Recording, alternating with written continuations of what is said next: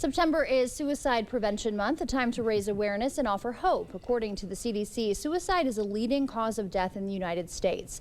Here to discuss this critical issue is Great Rivers 211 Director Carla Lundeen. Welcome, Carla. Good morning. Good morning. Thank you for having me. Yeah, we're happy to see you. So mental health was recently identified as a top concern in a recent Compass Now report.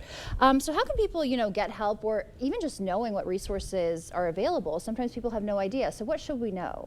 Well, one of the great things, or the good news is that resources are available in our community.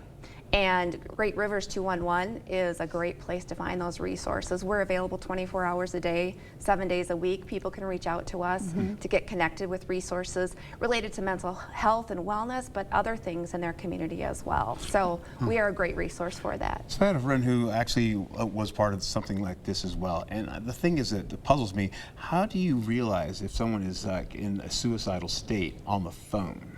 Yeah, that can be challenging. Our community resource specialists, those are the folks that do the work, because when you connect with 211, you get a live human, which can be different from other times when you reach out to folks, right? So you get a live human who's trained in doing assessments, asking good questions, and when people want to talk about it.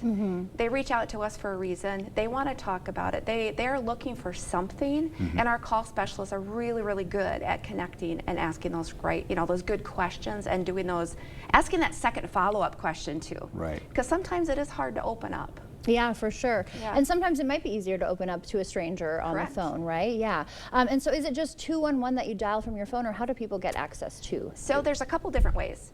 211, yes, dialing 211 from your phone. Actually, there's a 211 center in 98% of the United States. Okay. So if you live in San Diego, or if you live in La Crosse, or you live in Houston, Minnesota, or Houston, Texas, you can call 211 and get your local 211 center. Great.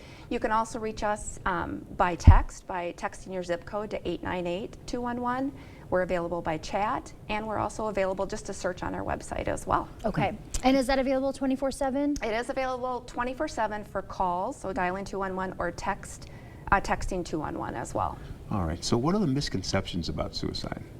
So there's some misconceptions that I think are still hanging on to this day, and you think we'd get past them, but they're still there. The biggest one being is if we talk about it, like if we ask somebody, are you thinking of killing yourself? Like, we're going to put that idea in their head, and that's not true.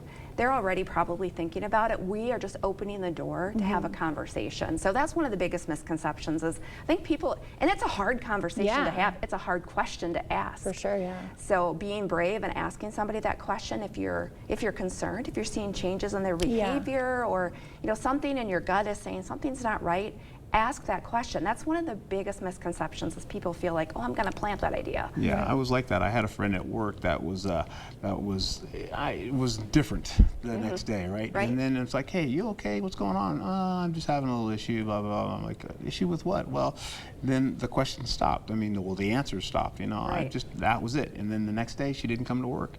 And then her mom just said she's no longer with us anymore. Oh, I'm so It's sorry. like, wow, yeah. Yeah, that is really hard.